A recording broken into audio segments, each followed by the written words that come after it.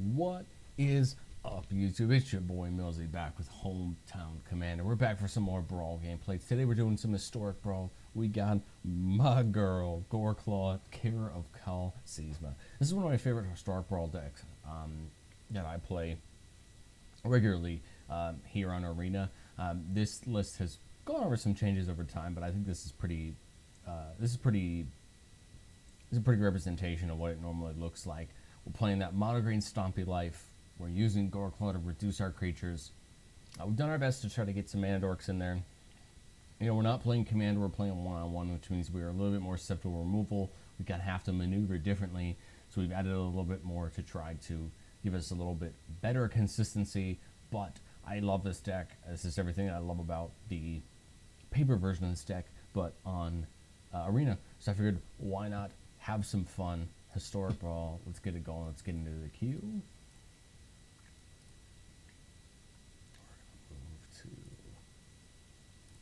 Historic Brawl. Let's Claw, and let's get going. This is something very new for me, at least, recording Brawl gameplay. I did a video for Agnes, which was probably up on the channel by the time you guys see this one, and that one was a ton of fun to do. I am hoping to try out some Historic Brawl content for you. If you guys have any requests as far as what Brawl commanders you like to see, throw them down in the comments. First up, we got Corvold. Interesting matchup. Looks like we got some decent lands. We got some decent creatures in hand. I think I'm going to keep this one. Corvold could be interesting. Thankfully, the amount of access that Corvold has access to in Arena is very different from the access it has in Paper Magic. So thankfully, it won't be as bad to deal with as it would be normally. So we're going to throw in the Lair of the Hydra here and get right into our Mandork. I was thinking about that Castle Garibrig was going to come down tapped on turn 2, but we do have the Forest to throw down, so we're going to do that instead. We see an outlook here from the Corvold players. Is going to get a tapped. They're going to get a tap land. I wonder if we see 1 mana removal, and we don't. So we're going to turn 2 Ronus here. Ronus, of course, cannot attack at the moment, but it will be able to attack next turn. I think we're going to deploy the Goreclaw next turn. Unfortunately, I think we're going to probably have some issues with removal, but I think I have to do it. There's a lot of 1 mana great removal, but we're going to hope they don't have it, and we're going to swing. So no stick there, which means they don't have it, or at least they don't have anything that can that they can use. So that's hopefully a good sign. We see a Tireless Provisioner here, which is good. They can make some treasures, but in all reality, nothing going to be too scary this turn. So the question becomes, what do we do? We can't play both Kogla and Garruk's Harbinger, but we could play Garruk's Harbinger and the Ripjaw Raptor on our turn, which I feel like is a good play. If they have the wipe, they have the wipe. I guess this is one of those scenarios where we have to decide, do we run our entire board out into a board wipe to try to gain the advantage, or do we sit back and wait? The good part about a board wipe going down is that Ronus will stay untouched unless we get meat hooked, which is, again, more than possible. This is Magic Arena where meat hook runs rampant. I think I like the Harbinger play with the Shadow Spear here. Toss the Shadow Spear on. Ooh, well, that actually completely changes my opinion. We go for the natural growth here, get this down, and if it can stick without getting anything removed, I think we have a really good chance of pushing through. So I'm not sure what the stick is here. Of course, we can't see what our opponent's hands. We're going to get a nice big attack here. Goreclaw is going to be 9. Ronus is going to be 11. We'll see what our opponent has. I'm guessing some sort of removal, maybe an Infernal Grasp, a Doomblade, or sorry, not Doomblade, but different things like that. And they take it. They take the 20. Interesting. Okay, so they take the 20 there, which makes me think they probably have some sort of board wipe. The only thing about wiping the board here, if it's not meat hook, is I have another creature with power 4 or greater in my hand that I can cast next turn, which means that Ronus will be able to attack. So they need to be a little bit careful with how they choose to wipe the board here. My guess is they think that they have something here, whether they think they have a blocker they can play that'll be big enough. I mean, a meat hook for 5 would be devastating, at least for wiping the board. I can still sit and recoup. So even if they meat hook for 5 here, which is what they're obviously not doing, they're going to be sacking Looks like they're going to try to get some value here. But even if they meet hooked for 5, I think we dump the Harbinger, and then we start the clock of them trying to figure out. So they're meat hooking for 3, which gets rid of Goreclaw, gets rid of Ronus. But see, the problem is here is we still have a couple creatures that we can play with 4 mana. So, okay, so they duress. Here they're going to see that we have it. So I'm just going to play the Ripjaw Raptor and swing him for lethal. And he gives us the good game there. Yeah, in that situation, I mean, I think you have to meat hook for the full 5. Now, the question becomes, were they... Oh, okay. I wonder why they got the extra mana there. I don't really see the playline there. They had enough mana, didn't they, for the meat hook? 1, 2, 3, 4, 5, 6. Oh, I guess maybe they didn't have the land in their hand. Maybe that was the reason why they didn't meat hook for 5. But you can see there, the meat hook came down for 3, even though it got rid of Goreclaw. I mean, we could have played either of these 2 creatures and still gotten lethal with Ronus. So then natural growth, I mean, it came in handy. It was probably the thing that probably won us the game there. But that was, of course, one of those scenarios where, like I said, do you run the board out? Do you risk the removal? Or do you wait? So I really like that. I think that worked out really well for us as far as seeing a good end. I mean, the deck, in all reality, wins the game in combat, right? We're a mono-green stompy deck. We're going to win the game in combat. The question just becomes, how much removal do we have to get through before we get there? I really like cards like Kogla and Thorn Mammoth in this deck because they do a really good job at getting creatures out of the way. All right, Davriel is not a card that I've seen in a really long time, so let's read it. 2 and 2 black and let's see if I can. Okay, sacking it. Ooh, I'm not sure what Davriel's offers are, so we're gonna have to be a little bit surprised. So I've got a turn 1 Abundant Harvest. I can either get a land or a non-land card. I think here I'm content to get a land depending on what our draw is. Our draw is a land, so I'm going to go for a non-land card here. See what we can get off the top. We get a Ronus, cool. Unfortunately, we dumped through a couple lands, but that's okay. We see an Ornithopter from them. I think I'm content here to throw it on the Rangers class. Now, the Rangers class, in all reality, doesn't help us as much with our Stompy game plan unless we level it up. But I really like the Rangers class because it helps us on that turn 2 play with having a little bit more to do. I think sometimes with this deck, you're tempted to do nothing until turn 4 when you can drop Goreclaw, which is a mistake. But here, I think it just helps us out. So let's see, what's Davriel going to do? Okay, so he's saying whenever we attack, I have to discard a card. If we can't, we have to sack an attacking creature. So I think it's fine. We're going to play the fight rigging here. Let's see what we can get off of it. Okay. Nothing overly great. I think I'll take the Blizzard Brawl here. Something we can set up. All right, so I'm going to attack Davriel. I'm aware that I have to pitch a card, and I will pitch the Snakeskin Veil and try to bog him a little bit down. He can still do the offers, and I have absolutely no idea what that means, so we're going to find out. But hopefully that pins him down just a little bit. And the fight rigging there is pumped it up. Now the cool part about fight rigging is after we play this spell, we still put a +1/+1 counter on it every turn. I think it's really cool. Ooh, Bolas's Citadel. That could be bad. Bolas's Citadel is one of those cards most of the time that tends to enable combos. So as we can tell here, he's probably going to start digging for a combo piece. Grim Tutor is pretty bad. The only good part is Bull's Citadel only lets them play cards off the top of their library by paying mana, not everything. So the card that they got into their hand, they cannot play with Bull's Citadel for life. So that's good. I have no idea what this means, so we're going to find out. I have absolutely... I've never played against Davriel before. So let's see what the offers and the conditions are. We got to be really careful, though, because Bull's Citadel could potentially push them into a combo win. Okay, so they got creatures you control got -1/-0 for their condition, and their bonuses spells cost 1 black less to cast. That's absolutely terrifying. I think I have to run Goreclaw out here.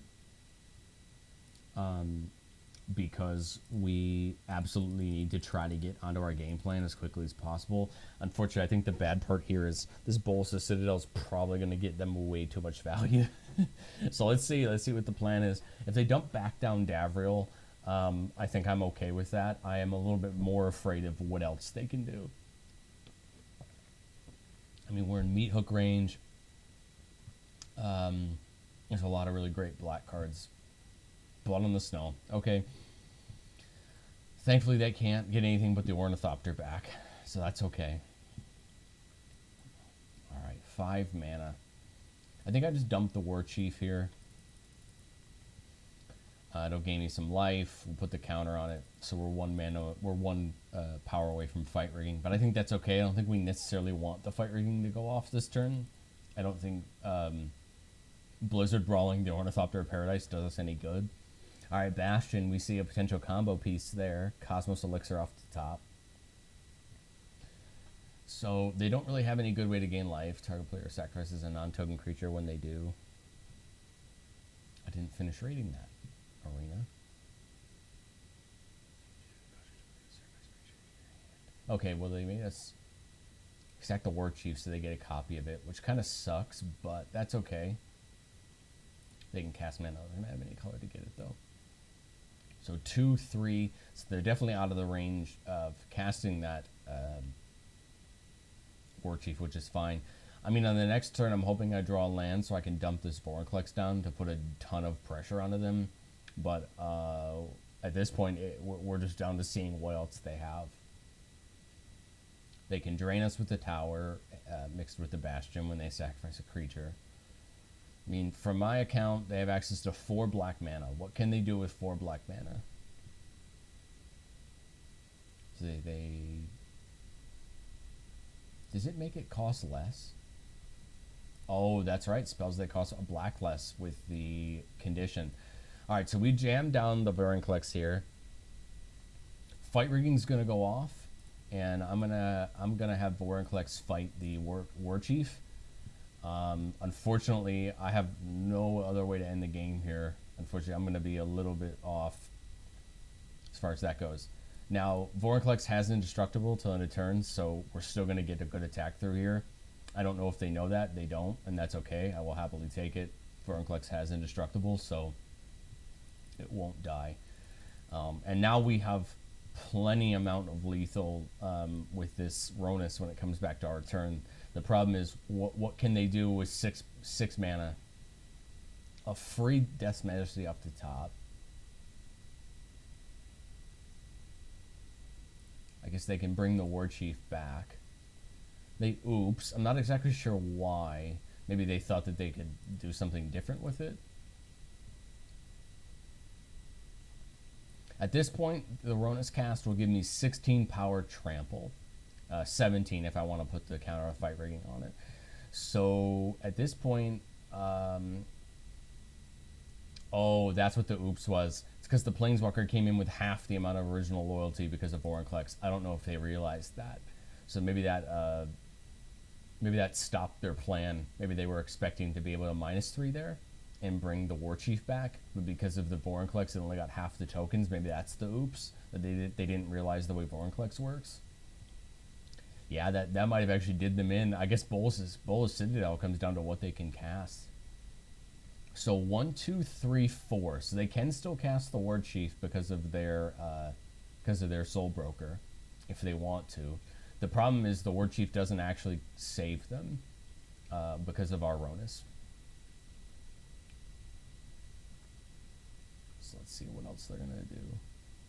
The only problem now is they have access to 2 mana removal here for just 1. So I think the problem now is we just have to hope that they don't have it. We're gonna Ronus.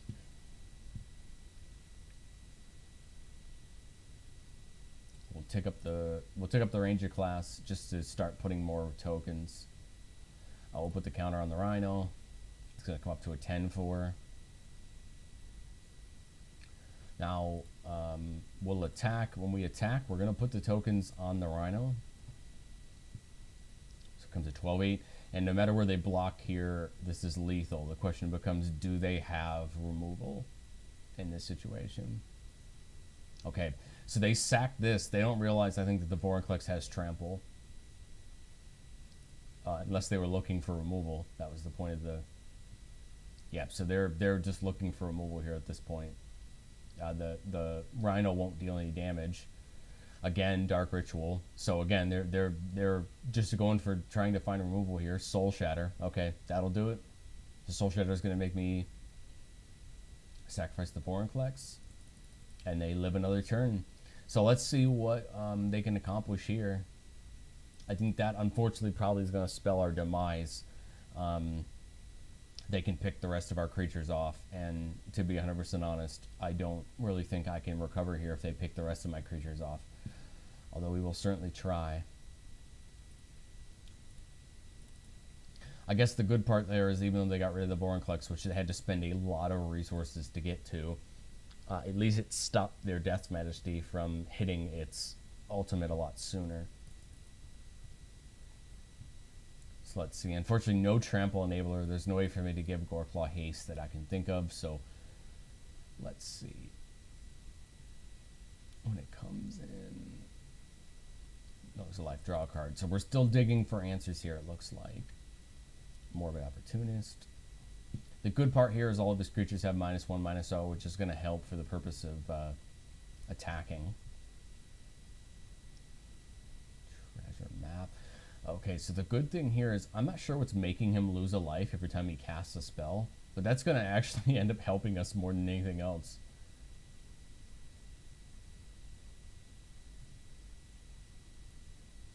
I wonder what did that.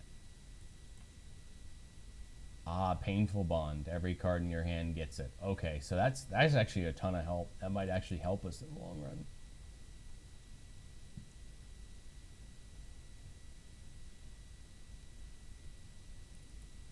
I apologize that I don't have a ton of stuff to say here, because in all reality, it's just going to come down. All right, so we see the Bastion come out. What is he, or the Extinction? What does he pick? If he picks odd, I was going to say, if he picks even, he gets rid of all the tokens. Okay, so the bad part there was... All right, I'm going to put the Druid down first, and I'm going to mutate onto it, try to get rid of this Bolas's Citadel. Because I think this is the thing that's probably holding us back from getting rid of some good stuff. We'll put the counter on the Ronus, and we'll attack with the Ronus. They got a block here. I had Death Touch, so I mean it's just it is what it is at the end of the day. But all right, so we got rid of the Bolas's Citadel, which hopefully will push us back to being in good shape. The Gem Razor has Trample now, so hopefully we can use that to our advantage. Both Citadel is the card that I have to take off the battlefield there. I mean, yes, they can potentially claw their way back with the Bastion. Yes, the Cosmos Elixir is going to gain them life, but giving them access to the top card of their library almost endlessly is a lot scarier than any of those can accomplish. Liliana could bring a creature back, but I'm not deathly afraid of anything. All right, we see the Lulth here, which is going to be the next piece of thing we have to deal with. Thankfully, those spiders are only 1/1s, but still, whenever any of those spiders die or any of their creatures die, they put a counter on Lulth. So if we kill more than one of their creatures on our turn, Lulth is going to be able to -3 again. We still have access to 5 mana. Do we see Davriel come back down? It would gain them a life. They destroy a creature, which puts another counter back on Lulth. And Davriel comes back down. I imagine they +1 here to try to... well, I thought they would to try to prevent us from attacking, but I guess we're going for the offers and the conditions again. Again, I have no idea what's in this, but we're going to find out. So Davriel is going to... So it kills itself here when it does it, which makes me hope that these offers and conditions are good enough. I would love to see a Garruk's Uprising here. So they draw 3. Their downside is they sack 2 permanents. I imagine they choose lands here. Or maybe 1 creature. Let's see. So if I have a Trample Enabler here, it's going to probably spell the game, because I can put 2 counters on. That would be 9 13, and they have enough in blockers, so it would be close. So exile my graveyard, which is fine. I doubt there's anything in there that I need. Okay. So I think even if I find a trample enabler here, we're still in some bad shape. We'll dump the Goreclaw, not that it does us truly any good at the end of the day, but we're going to swing, and I'll put the counter on Gem Razor just to get some more trample damage through. They have to block, otherwise they're dead. Now the bad part here is they can double block here with creature tokens or single block if they want to, and that will give Lolth enough loyalty to use for her ability to make more tokens. So that's kind of a little bit unfortunate, right? Because now they're going to continue to have more blockers. But the thing I'm banking on here is now next turn when I attack with Goreclaw, all my creatures are going to have trample.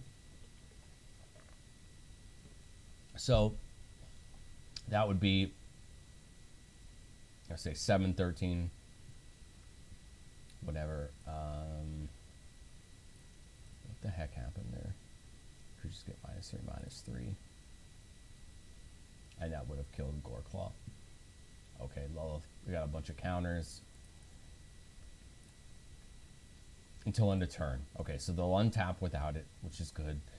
Goreclaw probably not coming back out at this point with how much it costs. What is my hope here? I don't know. I mean, if I don't draw anything of note, I think I level up the Ranger class and see what I can look at the top of my library. My hope is I'm running my opponent out of cards, but the problem is really not really. They just keep refilling their hand. Yeah, Yawgmoth is terrible as well because they can just start sacrificing things to kill our creatures, which is what I expect them to do at this point. Sacrifice their creatures, probably get rid of either Ronus or the Gem Razor. But let's see. I think unfortunately this is the point of the game where we're probably just going to get outvalued. I think, barring Crater Hoof, I guess, off the top of my library and both my creatures surviving, I really can't think of any conditions I have to get out here. Yes, I do have a couple hasty attackers, so if they're down to just Yawgmoth at the end of this turn, maybe I can sneak around it that way. But I think the obvious thing at this point is that one of these creatures is probably going to die, and yep, the Massacre Worm's not going to help that at all. So now they can get rid of both of them with Yawgmoth. I think they'll happily pay the life to get rid of all of them, and they're going to loot in the process. Yeah, again, I can't think of a single card off my library here that saves me, so I think I'm just going to scoop this one up. Yeah, so the bad part there is, we had the early game advantage. We just couldn't close it out. I wish I could have gotten rid of the Bolus Citadel sooner, but I mean, hey, that's the fun of Magic, right? There's going to be times where you can't get your opponent's pieces off the board early enough, and it leads to him outvaluing me. That's why those mono black decks are really good, especially when you can get yourself into a Yawgmoth. It's because you can just start outvaluing the world. I like it turn 2 Harbinger here, which could be really good. Not really in this matchup. It has hexproof and black, but it's a good attacker. When it ever deals combat damage, we look at the top card of our live, look at the top that many, and we can put a creature or a planeswalker in to our hand, which is good. It's going to start giving us some more creatures to play. I'm thinking turn 3 Goreclaw here, depending on what we see. Perfect. Turn 3 Goreclaw. We do run the risk of getting removed, but I think I'm perfectly okay with that. We want to swing in here. Seems we'll get to look at the top 4. I love the idea of the Tarask, but it's going to take us forever to get to that mana. Galta is something that we can get to a whole lot quicker than that. Okay, Baffling End, probably going after the Harbinger, which is fine. We're going to probably just Vorinclex here. And go swanging. This is going to be 7-5. So this is going to be 12 going at them. And now this forces them to get rid of... In all reality, it forces them to get rid of Vorinclex, but this is going to force them to get rid of at least one of my creatures, and they can't. They scoop it up. So I think this is a pretty aggressive game for what I expect out of Goreclaw and Arena. But this is just goes to show you if you can get those mana dorks down early and get Goreclaw down. I mean, 12 there.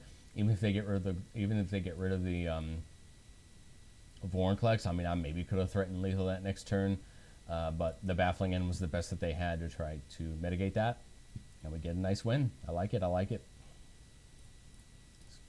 Let's keep it going. Yeah, it's really interesting. So I'll talk a little bit about this while we're waiting for these games. You know, Goreclaw is a deck that I have in paper, and it's a deck that I really enjoy. But you know, at a normal 4-pod table, Goreclaw is a deck that relies on you setting up and getting bigger combats when you can take them. The problem with one-on-one brawl gameplay, and the reason we got to be kind of careful at times, is in one-on-one play, advantage is just radically different. Advantage shows itself in a lot of different ways in 1v1. Those single target removal spells become a lot more important in 1v1 than they can be in Commander sometimes. And so you got to be kind of careful with you got to be kind of careful sometimes running creatures out and making certain moves depending on what you have. I have a gut feeling we're going to get outraised here. This Mingskin Boo had a really great turn 1. I'll try to get the Cowl down probably next turn. We'll go into a turn 4 oddity, turn 3 oddity. Maybe that'll allow me for a decent blocker. But unfortunately, I think we're about to get Minskin Booed next turn, and I have no way to block that Boo if he puts the counters on it. So we'll see. I think we just got to survive this turn. Hope we don't take too much in the process. But I have a gut feeling that I'm going to have to take this 4 damage because I really need this Cowl. Yeah, we got to take the 4. As much as I don't want to, we most certainly cannot afford to not take it. We'll put down the oddity, and I'm going to swing at Minskin Boo here. It has trample and haste, so they can block it with the grazer. But I need to put some sort of pressure on this Boo, and I'm pretty much fully accepting the attack on the backswing here because I have no other plan. Next turn, I'm going to try to use the Brawl if I can.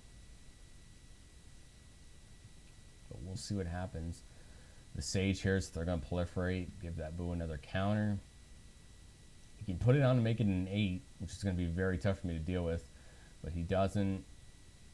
Does he kill the oddity here, or does he go to face? Goes to the oddity. Okay. See, that makes sense, and he's going to draw the cards. I think I'd like to Goreclaw and Blizzard Brawl here, if I can. But it's going to come down to what we see. And the Blizzard Brawl, I think, points at the Sage at this point to get it off the board. Because we're the Sage is becoming a problem. Okay. I still think we Claw. I still think we Blizzard Brawl, and we're going to point this at the Sage. Get it out of the board. It's kind of terrible because it doesn't really help us. He's going to get the Boo every turn, and he's still going to be able to pump it up. If we untap with Goreclaw, we have a great Nylea and Froghemoth play, but unfortunately, I think we just got out-aggroed by this Minskin Boo deck. I'm willing to block here with Goreclaw. It seems like a fair trade, but I have no idea what this person has in their hand, and I'm sure that they're running some sort of trick. I mean, even a Snakeskin Veil would make the trade very not worth it, and that's 1 mana. So, yep, they hit me back with the Blizzard Brawl. So that, yeah, that makes sense.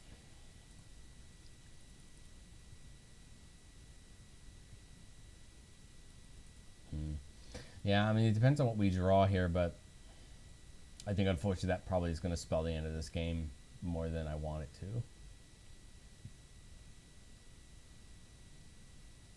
Goro comes down. The haste doesn't really do them any good, but the dragon could be good. The Boo is modified, so they're going to get the dragon token for sure. The activated abilities on the Goro could be holding up the stop there, or it could be a card in their hand. So they attack for 6. I think they probably activate that for the token. And we take the 6. Man, I do not see much of a way of us to get out of this. I could try to dump the Froghemoth, But that doesn't really help me because I don't really have any good blockers. Unfortunately, I think we probably just lost this one here, unfortunately. Man, Boo comes down with so much value in that deck, and we definitely took a slower hand, which did not help us at all in the grand scheme of things. But hey, I think that shows you the risk of Brawl as a format. An aggressive deck, if it gets a good start, will win games very quickly. Whereas in a 4-player game of Commander, an aggressive deck starting that quickly would probably threaten one player, but wouldn't threaten the entire table. So this is why I like playing Historic Brawl and Brawl, is because it kind of shows you a different side to this game rather than these 4-player games, you know, that we get to experience in regular Commander. Evelyn's a really fun commander. I'm going to do my best to get as many resources down quickly as I can. But this Evelyn is going to be pretty tough. So it exiles cards when vampires come in, and then they have the access to play all of those cards. Let's hope that they don't exile anything too good off the top of our library. But all we can do is try to build up. Kind of thinking of the Cold Steel Heart here. Set up some ramp. Turn 3. I think we just dump the Florahedron down. I think it's at risk of getting removed, but if they don't, I will happily take it. I expect it to get removed, but if it doesn't, then that's great. We can play the Nissa and hopefully start untapping some lands to get some mana advantage. The problem here is what the heck do we have access to in Arena in Grixis? You know, I can think of a lot of cards, but I'm not entirely sure. Okay, so they get a River's Rebuke, so clearly we can see what they're going to try to do. I think I want to dump the Nissa here and get this started. Hopefully this gets me access to enough. We're going to put this down on the land side, and we're going to swing, try to get some damage in. Next turn, I can play Goreclaw, and I could probably play Garruk's Uprising. Thankfully, River's Rebuke is 6 mana. So they feed the Swarm, their land, which is perfectly fine. That they took the entire turn there to do that.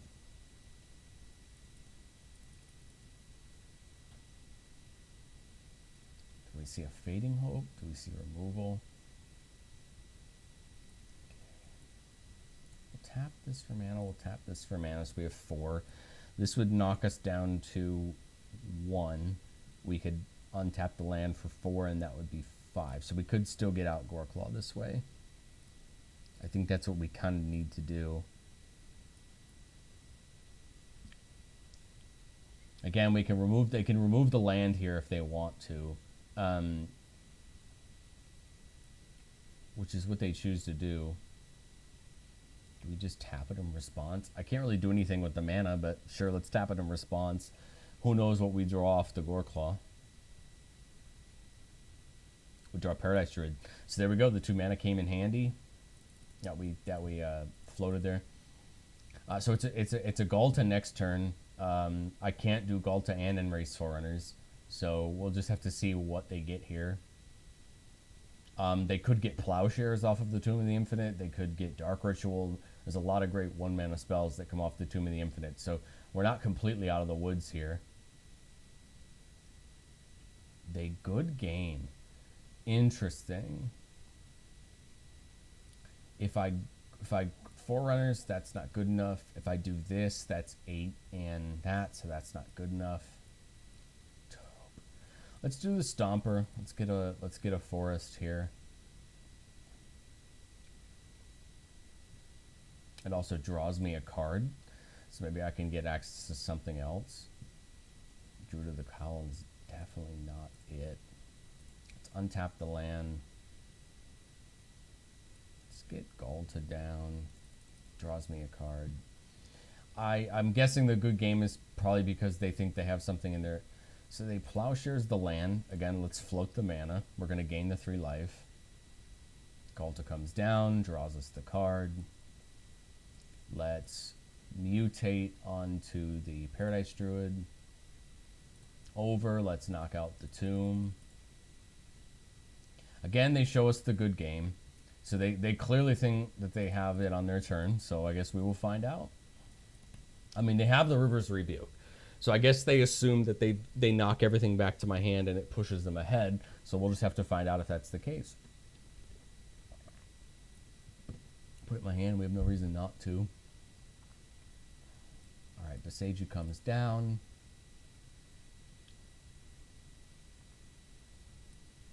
We can Paradise Druid. And then we discard a Natural Growth, the Forerunners. Let's do the Cowl, and let's do... Yes, sir. Yeah, the River's Rebuke there, to be honest, is probably going to push me out of a loss in this game. Unfortunately, Evelyn's going to start taking out important things. I think my only hope here is to just keep playing the right creatures. Put Florahedron down as a land, play the Taupe Stomper next turn, get a land. We're going to try to have to slowly rebuild back. The question becomes, is exiling cards off the top of both of our libraries and getting the value going to be enough for them? So I can get 6 mana with Garen Brig. That's 3, 4, 5. Or I can play this. I kind of wanted to do... Oh, I can. I played my land for turn. I kind of want to place the Stomp. That's going to get us the land. And then I kind of want a Cold Steel Heart here for the green. And just try to get us more access to more mana. The bad part here is we're going to see at least one Vampire come into their control, which means they're just going to continue to get access to more cards off top of our deck. The good part here, though, is I see a good turn here where we start giving our creatures trample. The problem is they're only at 5 lands, though. Okay. So we can't draw more than 1 card, which kind of sucks, but it is what it is. Callous Blood Mage, which triggers the... I guess they exile our graveyard here? Draw a card, lose life. Okay.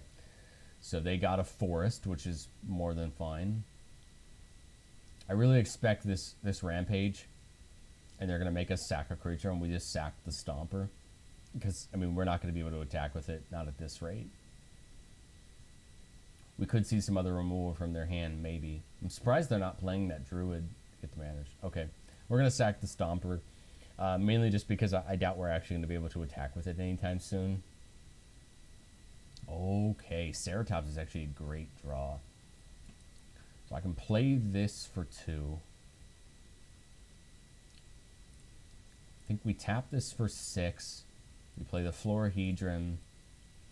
We play the Shift in Ceratops. It has protection from blue, so Evelyn couldn't block it.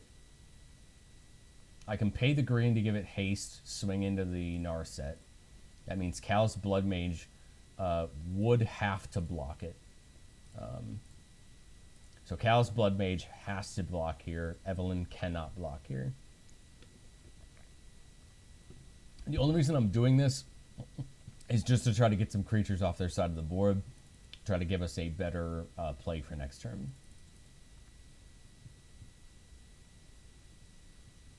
So they chose to play the Forest out of the cards, which means they can no longer play any cards that they exile off the top. Now, for the rest of the turn, they can still exile cards, right? But they can no longer play one this turn. I imagine the Sorin makes the token, okay, which is going to exile the top again. We see a old Gnawbone, which is terrible. That is terrifying. I really wish I could get rid of the Narset. So they do have enough mana to use that Malakir Rebirth. Okay, so I can't draw another card because of the Narset. I could put the Gemrazer down and kill the Midnight Clock, but that doesn't make any sense. I kind of want to Galta here. And let's see what they respond with, if they respond with anything. I kind of want to see if they have any removal here. So they wash away. Okay, so they can no longer play that Malakir Rebirth. So I kind of want to use this to fight the Evelyn with Shifting Ceratops to get rid of it. It won't deal any damage to Shifting Ceratops because it's protection. It's going to force them to replay the Evelyn, and I'm okay with them countering Galta in this scenario. That's perfectly okay. That's kind of honestly what I expected. I kind of want to give it Trample here, and that way we can make sure we kill one of these Planeswalkers, and I'm going to go at Narset here. Now, it's their choice. They can not block since they're going to lose it either way. If they do block, they would just gain the life, but I think we need to get Narset off the table because now I can try to draw some cards with Garruk's Uprising. Okay. They've lost all access right now to the cards that they exiled. Replaying Evelyn's going to cost most of their mana to do. Let's see, what do they real? I hope it's a huge card. It is not. It's a Lightning Bolt. Okay, well, that's kind of sucks. Lightning Bolt is going to take out Florahedron, and it can't take out Ceratops just yet. We see a Celestis. Okay, 1, 2, 3, 4, 5, 6, 7. They can still play Evelyn, but it would be almost the rest of their mana to do. I see a Grim Tutor. Okay, so they bolt the Florahedron. Okay, I'm perfectly fine with that. I mean, it sucks not to have access to the mana, but we still have enough mana to Goreclaw and Garruk's Uprising. Alright, so all we see is a Grim Tutor, and that actually doesn't tell us anything.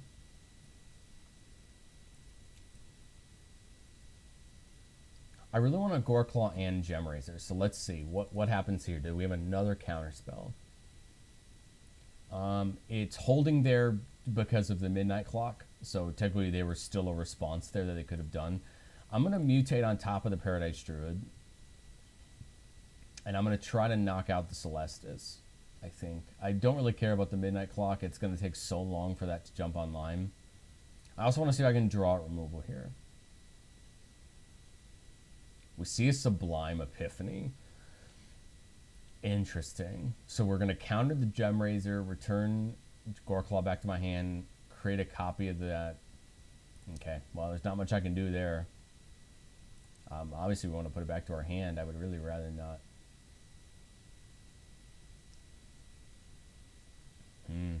That actually really stinks. Well, let's see what they can do. That was almost perfect on their part. I mean, I figured they probably had removal or a counterspell. We see Evelyn come back down. They have access to 4 mana right now. What do they get? They get a Forest from us, and they get a Field of Ruin. Okay. Ooh, that's a Paradox Engine. That is scary. 1, 2, 3, 4, 5. They have enough for the Paradox Engine.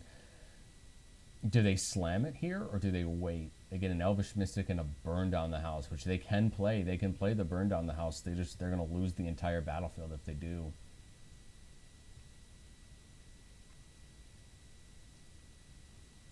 I mean, I think if it's me, it's the Paradox Engine, right? As soon as that gets down, it's going to start generating value next turn, and they have more than enough to stop me from attacking. I think the Paradox Engine probably just spells the end of the game. They choose the Mystic. Okay. Interesting. So again, what? Do we think they have removal?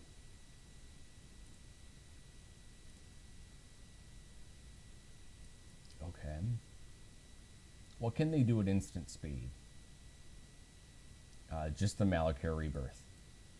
Okay, well, let's dump the Uprising in. This is going to draw us a card, of course, unless they counter it. Blossoming Defense. Okay, cool. We do have enough mana to use the Blossoming Defense. Goreclaw comes in, draws us a card. Heroic Intervention. That's even better. Okay, so we don't attack here. I think I'm going to try to hopefully get this Heroic Intervention play off. My hope is they go for like a Burn Down the House and they don't have a counterspell waiting and I can use this Heroic Intervention. But, I mean, I'm putting a lot of my eggs into this Heroic Intervention basket, but I think that's the only choice I have. I don't think I have any other outs here. Paradox Engine probably spells our demise. Prismari Command. I think I'm okay with that. I think I'm okay with that without playing the intervention. I don't want them to know that we have it, and we still have access to the 2 mana. So I'm okay with Cold Steel Heart getting destroyed. Gilded Lotus. Okay. I still expect Paradox Engine to be their play. I don't know why it wouldn't be. It will probably go near infinite with anything that they have that they can cast. You do have enough for Gnawbone. Okay, so there's the Paradox Engine. So now we might be in trouble. Reveal the top card. It's probably going to be bad. Cold Steel Heart. So they play the Cold Steel Heart, and I'm going to dump the Intervention now. I want to make sure they cannot do anything to our board at this point. Everything has hexproof. Everything has indestructible. I can't give the Shifting Ceratops reach. So, okay, so they have 5 mana at this point.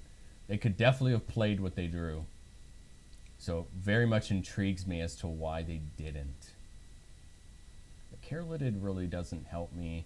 I don't have enough for lethal.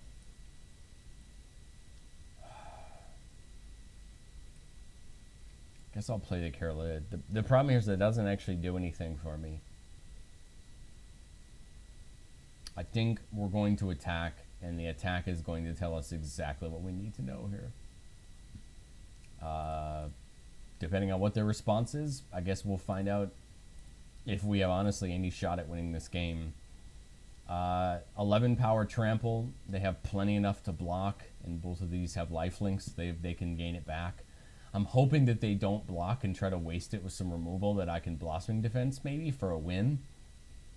But that would be very risky on their part. I fully expect...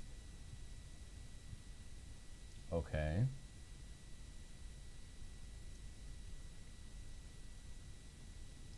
Okay. So again, I'm waiting to see what they do here. Blocker's there.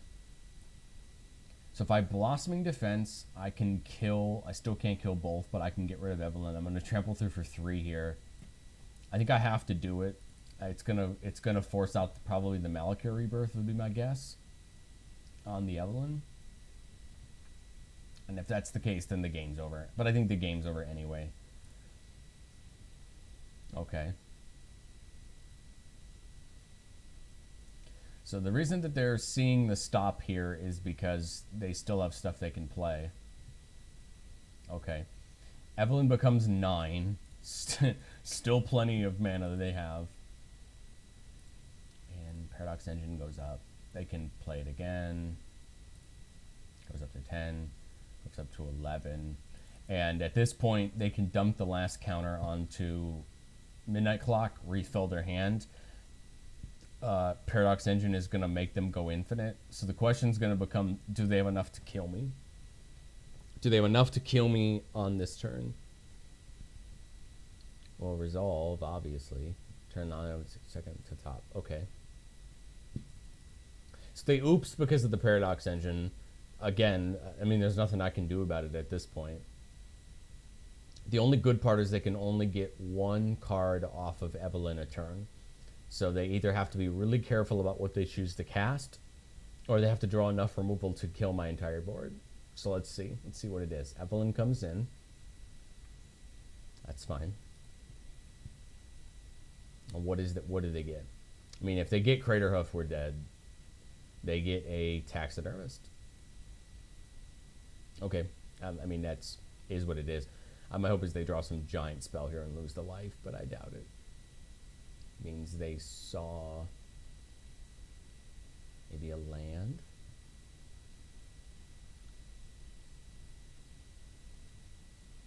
Or they burned on the house. They cast the Gnawbone, which is terrifying.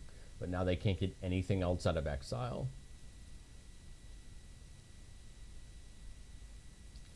Midnight Clock to refill their hand. Yep. I mean, I functionally believe at this point they can end it, right? They have to have... This is my biggest problem with Paradox Engine, if I'm 100% honest. People play Paradox Engine and they loop infinitely, but what do they have to end the game? I'm gonna wait, see if they have it, because they're gonna need to have it, and I firmly believe they have it. But I don't want to be that person who just scoops, because that's what people do. They see Paradox Engine and they scoop, which is probably rightly the case, because they can go infinite at this point if they can't find another way to go infinite. They chose not to untap with Paradox Engine there, which they could have floated the mana untapped. Which means I guess they must assume they can just pick off my board here. They go to combat. I mean, they swing, they get the treasures, right? Nothing I can do there. So they're going to get 4 treasures. I guess the question becomes, yeah, they got nothing else. Garrick's Uprising would draw me a card, so let's try it, but I expect a counterspell here. And I will scoop if they play a counterspell here, because this is the last playline I have to keep myself doing anything. Okay. I can't think of a single thing that I hit off the top of my deck that makes this even half worth. That's a limb. Okay, well, we'll run Goreclaw just for the fun of it. I mean, I think I have a daily quest to cast green spells, so we'll just add to it. I mean, the game's over. I can't think of a route out of here. Or to ward to return it to our hand. I expect a counterspell here. Let it hit. And I can't think of a scoop out of here, so we're going to scoop this one up. All right, guys. Well, thank you so much for watching. I kind of wish we had gotten some more fun games. I feel like we just got completely valued out twice in a row. But unfortunately, that's what happens. I mean, that's what, in all reality, Brawl is as a format. It can get really tough to not just get completely valued out of a game. Evelyn is one of those commanders I want to build. I think she seems like a ton of fun. And it's a deck I hope I can build here in the future and do a video on. Davriel, I doubt it. But Evelyn's definitely on the list. But thank you guys so much for watching, and I will catch you guys next.